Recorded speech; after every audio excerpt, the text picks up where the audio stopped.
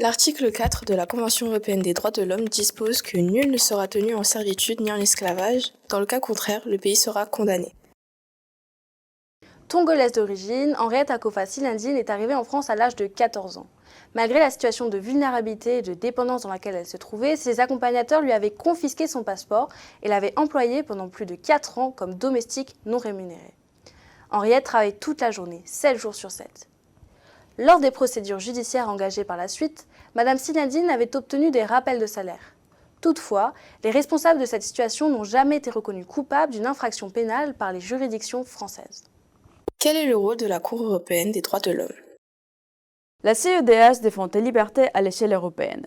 La CEDH est une juridiction internationale créée par les Conseils de l'Europe en 1959, signée par 46 États membres. Il est chargé de veiller au respect de la Convention européenne des droits de l'homme et des libertés fondamentales. Qu'est-ce que la Convention européenne des droits de l'homme et des libertés fondamentales ? La Convention européenne des droits de l'homme et des libertés fondamentales est un traité international signé par les États membres le 4 novembre 1950. La Convention garantit les droits de l'homme et les libertés fondamentales et doit être respectée par tous les États membres de la CEDH. Si l'un des États va à l'encontre des droits et des libertés fondamentales, il pourra être poursuivi pour violation du traité. Quels sont les droits et les interdictions prévus par la Convention ?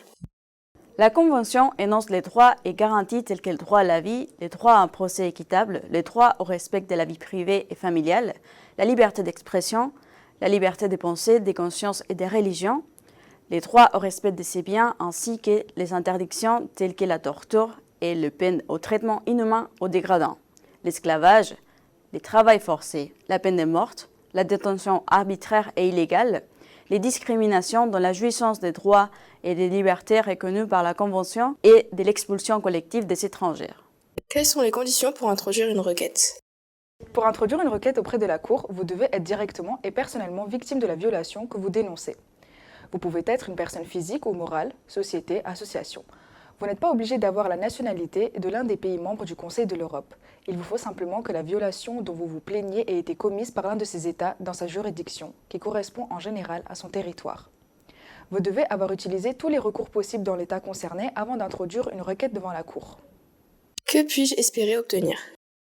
Si la Cour constate une violation, elle peut accorder une satisfaction équitable, qui consiste en une compensation financière de certains préjudices.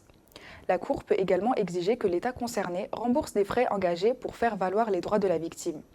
Cependant, la Cour n'a pas compétence pour annuler les décisions ou les lois nationales. La Cour a relevé que l'esclavage et la servitude domestique n'étaient pas en tant que tels réprimés par la législation française applicable à l'époque des faits. En conséquence, elle a conclu que la législation en question n'avait pas suffisamment protégé Madame Silindine ni réprimé les actes de ses ravisseurs au mépris de ses droits fondamentaux. La Cour a donc estimé que la législation pénale en vigueur à l'époque n'a pas assuré à Madame Silindine une protection concrète contre les actes dont elle a été victime. Quelles sont les limites dans l'action de la CEDH ? La CEDH ne se comporte pas en juge d'appel vis-à-vis des tribunaux nationaux et ne rejette pas leurs affaires. Elle n'a pas la compétence pour annuler, modifier ou réviser leur jugement. La Cour n'intervient pas directement en faveur des victimes auprès de l'autorité dont elles se plaignent. De plus, la CEDH ne peut pas imposer des sanctions pénales aux États membres qui ne respectent pas la Convention. La Cour ne vous aide ni à trouver ni à payer un avocat pour la rédaction de votre requête, ce qui peut décourager les plaignants.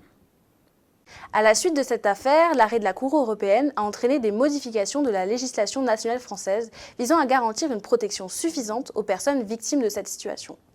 La traite des êtres humains est incriminée en France depuis 2007. En 2008, la France a ratifié la Convention du Conseil de l'Europe sur la lutte contre la traite des êtres humains. Quelles sont les améliorations qui faciliteront le fonctionnement de la CEDH ?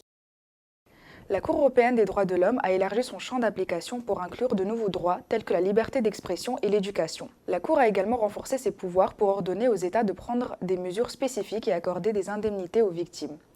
Des réformes ont été introduites pour améliorer l'efficacité et la rapidité, telles que la procédure de filtrage et la création des chambres spécialisées. La CEDH a également travaillé à améliorer la transparence et l'accès à l'information, ainsi qu'à renforcer la collaboration avec d'autres organes et entités pour promouvoir la sensibilisation et l'éducation aux droits de l'homme. Si vous vous estimez victime d'une violation de la Convention, vous pouvez vous adresser à la Cour. En envoyant le formulaire de requête dûment rempli et signé, le formulaire accompagné des documents pertinents doit impérativement être envoyé par voie postale à l'adresse suivante. En conclusion, la CEDH est une juridiction internationale importante qui veille à ce que les droits de l'homme soient respectés dans les États ayant adhéré à la Convention européenne des droits de l'homme et des libertés fondamentales. Il est donc important de vous informer sur vos droits fondamentaux, car vous avez la possibilité d'introduire une requête devant la Cour si vous estimez être une victime d'une violation des droits et des garanties prévues par la Convention.